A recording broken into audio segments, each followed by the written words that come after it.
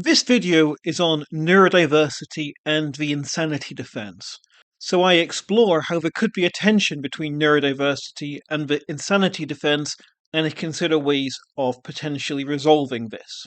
So what is the insanity defense? Well, just before I continue, it is worth mentioning that, as I understand the statistics at least, people who have mental health problems are significantly more likely to be victims of violence than cause violence, even when we adjust for there being a smaller number of people who have mental health problems than don't. So the insanity defense. The basic idea is that somebody who commits a crime is not in control of themselves because they lack adequate understanding of what is happening around them. So, classic case, somebody's hearing voices in their head that tell them to kill someone. They think the voice is God. The voices are telling them to kill someone who's Satan. If they kill that person, we could say they did not have an adequate understanding of what was happening. And so, in a sense, they can use the insanity defense. This then potentially gives them a significantly diminished or different sentence. For example, they may end up in a secure unit in a psychiatric hospital rather than going to prison, and it may be preferable for themselves to end up in that psychiatric hospital rather than a prison. So in this regard, it's potentially helpful to people who have significant mental illnesses. How should we understand this? Well, I think the easiest way to understand this, which is not to say it's the correct one, but the easiest way, and also the way it's most commonly understood, is that the mental illness takes over the person. The person who commits these crimes isn't actually in control anymore. The mental illness is in some sense in control. So as such, it wasn't actually the person who committed the crimes, so they cannot be held responsible. Something else was taking over them, and it was that committed the crime. It's no longer the person who's doing the actions, so they're not responsible.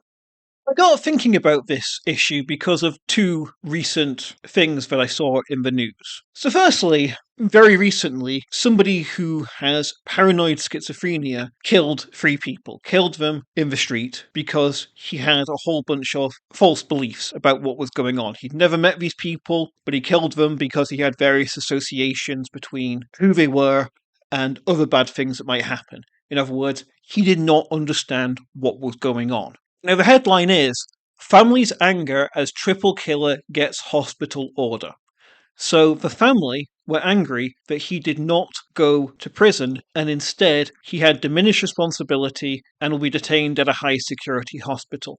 Now, to be clear, this person had a long history of interactions with mental health services, including at times where he made people aware that he could be a danger to others, and was assessed by 4 different psychiatrists. Potentially there's some information I've not seen, or some new information may come out, but based on my understanding, this would be a classic case where you would actually think the insanity defense could be justified. We have good reasons to believe somebody lacked an adequate understanding, so we give them diminished responsibility and they don't have to go to prison. Instead, a high security hospital. So it seems to me that the only justification that the family would have for being angry about this is if the insanity defense itself is in some way flawed. That there is some sort of fundamental conceptual or philosophical problem with the insanity defense, that means it is illegitimate to use it. And the second article was someone who is autistic committed a crime and was given an indefinite hospital order. They were judged as being unable to stand trial because they had, quote, severe autism. Now, I've never seen severe autism or autism being used in this sort of defense. So it led me to think, well, is it justified that someone who is autistic could, in some sense, be considered to be unable to stand trial? And so that got me thinking about neurodiversity.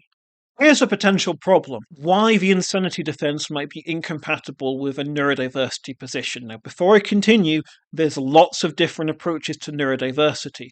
I'm just going to outline something that I commonly see linked to neurodiversity and show how it might be incompatible with the insanity defense before I consider ways of potentially resolving this tension. So for some neurodiversity advocates, psychiatric diagnoses, psychiatric conditions are linked to identity. The diagnosis you have is a key part of your identity. For example, something I've often seen claimed is that you cannot cure someone of autism because if you removed autism from them, you would also remove the person. Autism is not something that's just simply placed onto a person that's somehow above and beyond a person. It's actually a key part of who they are. It's a key fundamental part of who they are. So if we somehow had a cure for autism, you wouldn't just be taking autism away and have still the exact same person underneath. You would be changing the underlying person in some sort of fundamental way. You would no longer have the same person. Now, if autism is a fundamental part of who you are, then can we move from that to saying, well, autism was in control, therefore I am no longer responsible? Could that ever work? Would that ever make sense if autism is a fundamental part of who you are? If we considered schizophrenia to be a neurodiversity, and schizophrenia was a fundamental part of who someone is, how can we say, well, it's not me, it's the schizophrenia which caused me to do these actions, if actually you are indistinguishable from schizophrenia? It's not some separate thing that's added on above and beyond you, it's a fundamental part of who you are. So that's the fundamental problem. Insanity defense, typically understood to involve the condition being separate from the person. Neurodiversity sees psychiatric diagnoses and conditions as a fundamental part of a person. So here are 5 potential solutions. 1, abandon the insanity defense. It just doesn't work. So you can't simply say something like, well, it wasn't me, it was the schizophrenic aspect of me, because that's part of you. So in this regard, we'll just simply say that because psychiatric diagnoses or psychiatric conditions are a fundamental part of who you are, you can't use them for an insanity defense. It doesn't make sense to say that a psychiatric diagnosis took you over. Now, my working assumption is that most neurodiversity advocates would be against this. I know that I certainly would be pretty unhappy if we had to drop something like the insanity defense, because it seems to me like it's a good thing to use it in certain situations. So it's an option, but it's one I would reject, and I would guess most neurodiversity supporters would also not agree to it. Number 2, some diagnoses are not neurodiversities, and then following this, that means you can use the insanity defense in relation to some diagnoses, but not others. So, for example, schizophrenia is not a neurodiversity, therefore you can use the insanity defense on it, whereas autism is a neurodiversity, therefore you cannot use the insanity defense on it. Now, it seems to me that lots of activists want to expand neurodiversity into a large number of diagnoses beyond just, say, autism and ADHD.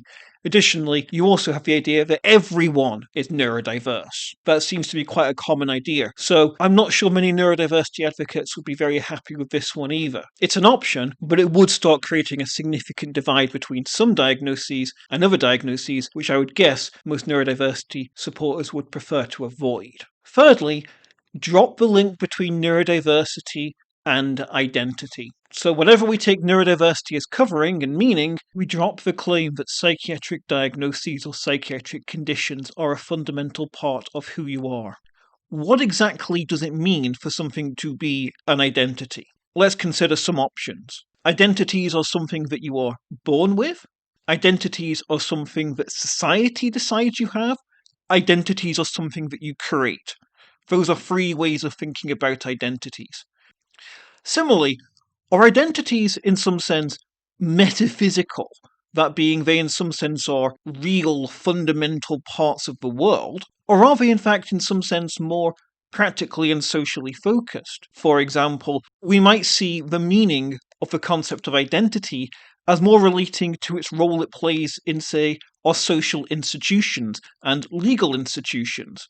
That being, we have laws that says some characteristics are protected. Those characteristics are what we're going to call identities. They're not something out there, in some sense, some real metaphysical part of the world that you can establish through facts. Rather, they're a concept we use that are interlinked with our social and legal conventions. So there's lots of complicated questions about what exactly we mean to say something is an identity. On some accounts of identity, potentially psychiatric diagnoses are identities. On other ones, potentially they're not.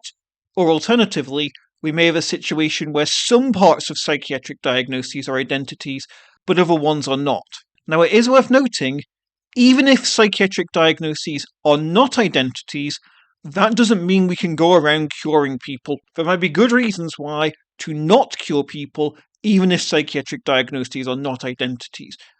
Number 4, stop linking neurodiversity to specific diagnoses. So instead, you might link it to particular characteristics. So rather than saying autism is or is not a neurodiversity, instead say some autistic people are neurodiverse, other ones aren't. Perhaps they're disordered rather than neurodiverse. And similarly, rather than saying schizophrenia is or is not a neurodiversity, we could say some schizophrenic people are neurodiverse, other ones are disordered. Now, traditionally, lots of people have understood neurodiversity to be the opposite of disorder. The two are incompatible. But I think more recently there's been more of a move to saying, well, maybe they're not fully incompatible. We could say something along the lines of a particular person might see some of their characteristics as neurodiversities and other ones as disordered. So maybe some aspects of schizophrenia are neurodiversities, whereas other ones, for example, if you're hearing voices telling you to kill people, that's not a neurodiversity,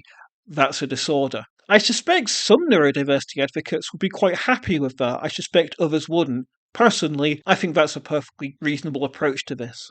Fifth one, however, is we need a better account of the insanity defense than my mental illness took over me. But basically, that's a bad way to understand what's going on, and it's a bad basis for the insanity defense. So we could have the insanity defense, but we need to understand it in a different way. Now, philosophers have spent a long time talking about what is free will, what is a voluntary action, what is autonomy, what is self-understanding, what is rationality. There's probably a lot of material in philosophy that we could use to try and get a different account of the insanity defense than my mental illness took me over, especially since it could be incompatible with some philosophy of psychiatry's about psychiatric diagnoses, not just neurodiversity. That, however, is a project for another day. I just want to mention that it's potentially there. So I've outlined how there's a potential tension between neurodiversity and the insanity defense, and I've given 5 potential solutions to it. It's something which I think we should consider when we think about what is neurodiversity and who it applies to, and also the potential consequences of how we go about implementing a society in relation to neurodiversity.